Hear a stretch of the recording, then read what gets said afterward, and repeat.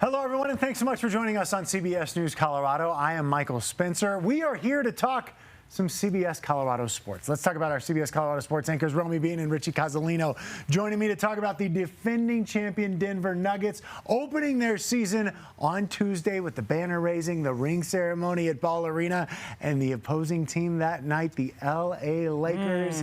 Doesn't get any better than that. Doesn't get any better than that. It was so fun when the Nuggets swept the Lakers. Being in LA, that was such a fun moment. And the Lakers just can't stop talking about the Nuggets. They got problems. They can't get them off their mind. It's absolutely perfect. You can't think of a better scenario. Isn't it weird how hurt the Lakers are over this whole thing? It is. Well, their fans talk a lot of game on Twitter, even before they got swept.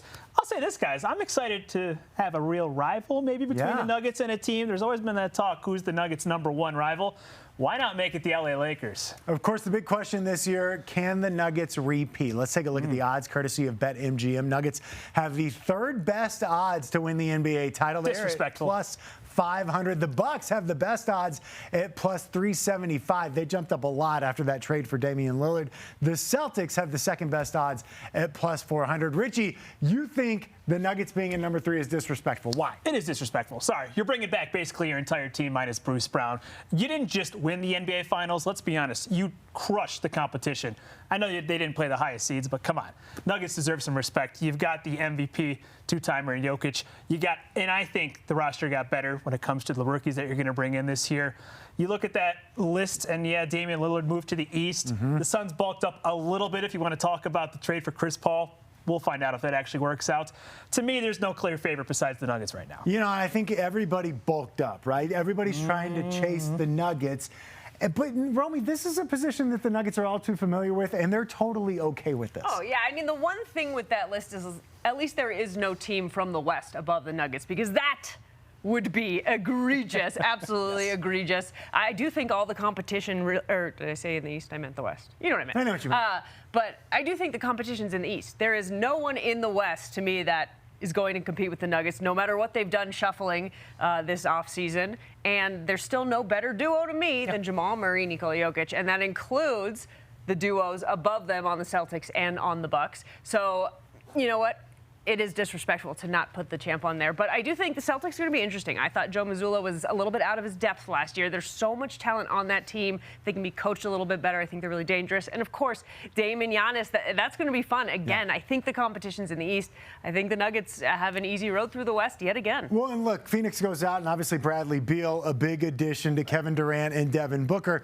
But how many times have we seen this where teams go out, they add a star, but that's not necessarily what they need, and it doesn't necessarily work, maybe not in year one. So I do think that'll be an interesting piece to watch, kind of how that unfolds in the Western Conference. A lot of teams, and we've seen the Suns do this, sacrifice depth, and you need the depth, and this continues to show up, and it showed up last year in the series between the Nuggets and the Suns. A lot of teams continue to do that.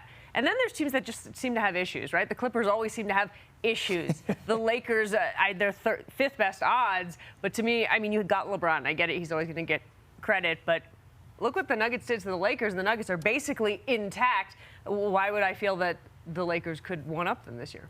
Everybody wants to make a super team, right? Yep. Everybody wants to match up with the Warriors dynasty, what LeBron did with the Heat. Guess what? Those teams don't win NBA Finals. Nuggets do, and they built from the ground up. Don't skip steps. Don't skip steps. That's the way to do it. I was waiting Michael for that. Michael Malone. You know what? Let's take a look, though, at the odds for NBA MVP. Always a hot topic here. Nikola Jokic, he's got the best odds. Plus 450. Followed by the Greek freak, Giannis Antetokounmpo, plus 550. You got Luka Doncic, third best odds. Then you got Jason Tatum and Joel Embiid, the reigning MVP holder. Can the Joker win another MVP? Well, now it's like the monkey's off the back of the third in a row. I think there's no reason to think Jokic can't. In my opinion, the only reason he doesn't is because, as we know, Jokic plays his best basketball when he's got everyone involved, when maybe his stats are a little bit lower, and he just doesn't care. You beat me to the point. Jokic does not care, right? I mean, he won back-to-back MVPs, then he won his NBA title. What more does the dude need to prove, you know? And I think this conversation, he is certainly going to be up there all season long in terms of the odds and in terms of the conversation, but I think he simply does not care. The most important thing for this team, get into the playoffs, get home court advantage through the first, at least the first round, if not more, and then let your play and let the wins speak for themselves. I'm curious to see how Michael Malone manages the long season previously, winning an NBA Finals, the short offseason that comes with that. He might not push Jokic to that 40-plus minutes a game, and it might limit his production on the court when he's not absolutely needed. Say they're blowing out teams mid-third quarter. Maybe he pulls Jokic and Murray and some of those guys long term. So Jokic is going to dominate. He's going to put up triple-doubles if he stays healthy like he does every year. Kendrick Perkins got his boy Joel Embiid the MVP last year, so we can move past that point. Long story short, he's going to be up there in the conversation. Hopefully the conversation isn't maybe as ugly or as contentious as it has been in the past couple of years. I know that's something that it hasn't necessarily gotten to Jokic, but it almost got to Michael Malone a little bit. And you heard these guys being like, come on, man, can we just play ball here? Hopefully that'll be the case this year. I hope so. And, you know, I kept saying this last year. I'll say it again this year. You know what's better than winning the NBA MVP? The NBA Finals MVP. Yes. Yeah. So Got one of those. he's got one of those. He doesn't know where it is, but he's got one of those. So how about two of those? That'd be nice. Yeah. All right, now we got to finish with some season predictions. How many wins do the Nuggets get this year? We'll show you. BetMGM has them over at 52.5 games. The Nuggets won 53 a year ago. Right on that border. One more time, guys. What do you think?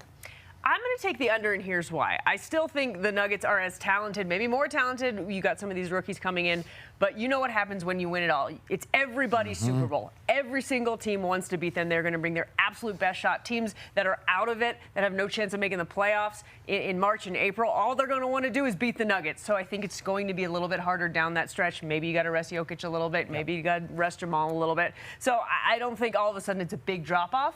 But I think it's going to be less than last year. I'd take the under. I'm with you. I was on the over last year. It was somewhere around 46.5 to start the year. I really liked the over. The Nuggets cashed that. I would play the under this year, though, for all the reasons that you just mentioned. And for this team, the regular season isn't important. Yeah. You know what I mean? And I think now that they have the experience, now that they've won a championship, I don't even know that getting one or two in the West is that important. I think they feel confident that they can go on the road and win a playoff series. So I would expect the under to be the move. That's what I would play in this situation. I do also think that there is going to be some growing pains with the roster changes and turnover. Bruce Brown was a massive part of this team last year, especially in the postseason.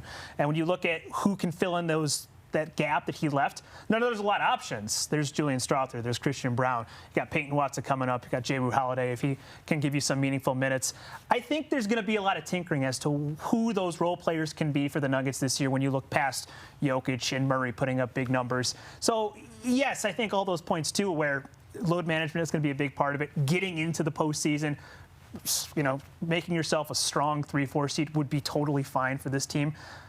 I don't think they're going for 55, 60 wins. They're not going to challenge the Warriors for 72, 73 wins this season. The bottom line is they want to get to the playoffs. They want to make another run and keep that Larry O'Brien trophy here in Denver. And the bottom line on that, too, it's going to be a lot of fun watching the Nuggets this season, starting on Tuesday night when they host the Lakers. That's going to do it for us. For Richie Casalino and Romy Bean, I'm Michael Spencer. Thanks so much for hanging out with us here on CBS News Colorado and online at cbscolorado.com.